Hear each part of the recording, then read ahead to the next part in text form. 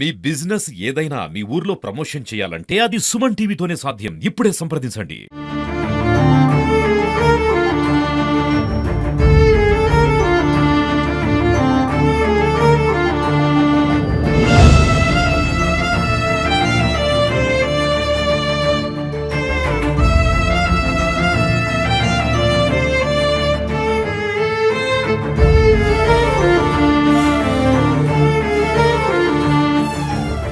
రాష్ట్ర వ్యాప్తంగా కలకం లేపిన సూర్యాపేట పరువు హత్య కేసులో పోలీసులు అయితే తమ విచారణ అయితే ముమ్మరం చేశారు. హత్య చేసింది భార్గవి సోదరులు. ఏదైతే బంటికి సంబంధించిన భార్య ఉందో భార్యకు సంబంధించిన ఇద్దరు సోదరులు, వాళ్ళ దూర బంధువు బైరు మహేష్ అయితే పోలీసులు దాదాపు ఒక నిర్ధారణకు వచ్చిన పరిస్థితి ఉంది. ప్రస్తుతం మనం బంటిని హత్య చేసిన ప్రదేశంలో ఉన్నాం. ఇక్కడ సూర్యాపేట జనగాం రోడ్ లో సింధు కాలనీ వెనకాల ఒక నిర్మానుష్య ప్రదేశంలోనే ఇక్కడ మనం చూస్తున్న ఈ ప్రదేశంలోనే బంటిని హత్య చేసినట్లు తెలుస్తా ఉంది. ఇక్కడ కళ్ళు కోసం వచ్చి వెళ్దామని బైరు మహేష్ బంటితో ఇక్కడికి తీసుకొచ్చారు. దాదాపు 4 గంటల పాటు ఇద్దరు గడిపారు. అయితే ఈ హత్య పథకం ప్రకారమే జరిగినట్లయితే తెలుస్తా ఉంది. పోలీసుల విచారణలో అయితే ఇంకా నమ్మలేని విషయాలు బయటకు వస్తున్నాయి. 26వ తేదీన ఆ రోజు మొత్తం కూడా బైరు మహేష్ అనే వ్యక్తితోనే బంటి ఉన్నట్లు తెలుస్తా ఉంది. అయితే ఈ హత్యకు గత 2 నెలలుగానే రెక్కి నిర్వహిస్తున్నట్లయితే తెలుస్తా ఉంది. అయితే భార్గవి కుటుంబానికి వాళ్ళ సోదరులకు బైరు మహేష్ దూర బంధువు కావడం కూడా బైరు మహేష్ వీళ్ళకు సహకరించడానికి ఒక కారణంగా అయితే తెలుస్తా ఉంది. అయితే బైరు మహేష్ బంటితో చాలా కాలంగా సంబంధాలు లేవు. కేవలం ఈ హత్య చేయడానికి దాదాపు 2 నెలలుగా బంటిని అయితే బైరు మహేష్ క్లోజ్ ఫ్రెండ్గా నటిస్తూ అతన్ని అయితే నమ్మించిన పరిస్థితి ఉంది. నిన్న 26వ తేదీన సాయంత్రం మొత్తం కూడా ఆ రోజు బైరు మహేష్తో ఉన్నాడు. 26వ తేదీ సాయంత్రం కళ్ళు తాగుదామని ఇక్కడికి బైరు మహేష్తో ఆఫర్ మేరకు అయితే ఇక్కడికి ఈ ప్రస్తుతం మనం చూస్తున్న ఈ ప్రదేశానికి బంటి వచ్చిన పరిస్థితి ఉంది. అయితే సాయంత్రం 6 గంటల నుంచి రాత్రి 10:30 వరకు కూడా ఇద్దరు కలిసి ఉన్నారు. అయితే బైరు మహేష్ కళ్ళు సేవించుండగా బంటి మాత్రం ఎటువంటి మద్యపానం అలవాటు లేదు. కేవలం అతను ఒక రెడ్ బుల్ వైన్ మాత్రమే ఆఫర్ చేశారు బైరు మహేష్.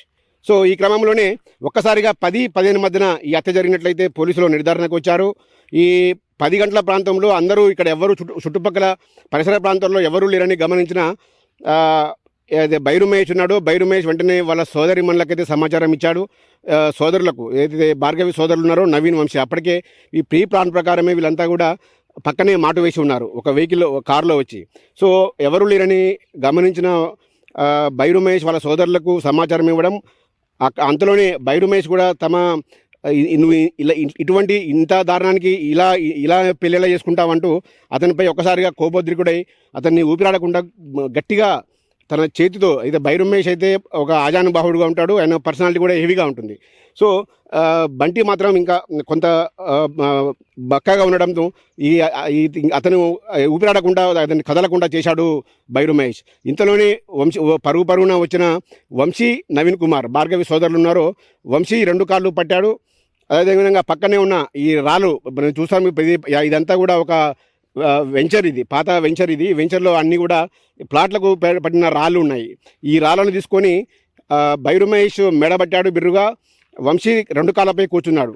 సో నవీన్ కుమార్ ఒక్కసారిగా ఆగ్రహం వ్యక్తం చేస్తూ మాకే ద్రోహం చేస్తావా అంటూ ఒక్కసారిగా రాయి తీసుకొని అతన్ని ఇష్టానుసారంగా బాధిన పరిస్థితి. ఇతను చనిపోయేంత వరకు కూడా దాదాపు బాధిన పరిస్థితి. ఈ బాధిన క్రమంలోనే అతని రిబ్స్ మొత్తం కూడా పూర్తిగా ముక్కలుగా అయిన పరిస్థితి ఉంది. సో చంపేసిన తర్వాత బాడీని, ఏదైతే బంటి ఉన్న డెడ్ బాడీని తీసుకెళ్లి తమ గ్రామ శివారులోనే పిల్లడమరి చెరువు కట్టపై, కెనాల్ కట్టపైన పడవేసిన పరిస్థితి ఉంది. సో ఈ క్రమంలోనే పోలీసులు అయితే ఇంకా విచారణ అయితే ఇంకా ముమ్మరం చేస్తున్నారు. అయితే ప్రత్యక్షంగా చివరిగా బంటిని హత్య చేసింది భార్గవి కుటుంబీకులని ఒక నిర్ధారణకు అయితే వచ్చినట్టు తెలుస్తూ ఉంది. ఇంకా ప్రత్యక్షంగా ముగ్గురు పాల్గొన్నప్పటికీ కూడా బాడీని అక్కడి వరకు తీసుకెళ్ళాలి. మరి ఇంకా ఎవరైనా సహకరించారా లేక ఇంకెవరైనా హస్తం ఉందన్నట్టు అందరినీ కూడా సూర్యాపేటలోని సబ్ డివిజన్ పరిధిలోని వేరు పోలీస్ స్టేషన్లో ఉంచి అందరినీ కూడా విచారిస్తున్న పరిస్థితి ఉంది. మొత్తంగా చూసుకుంటే ఈ హత్య కేసులో అయితే మరో 24 గంటలు లేదా 48 గంటల్లో పూర్తిగా కొలికొచ్చే అవకాశం అయితే ఉంది. మనకు వస్తున్న సమాచారం మేరకు అయితే పూర్తి స్థాయిలో భార్గవి కుటుంబీకులే ఈ హత్యకు చేసినట్లయితే మనకు తెలుస్తూ ఉంది.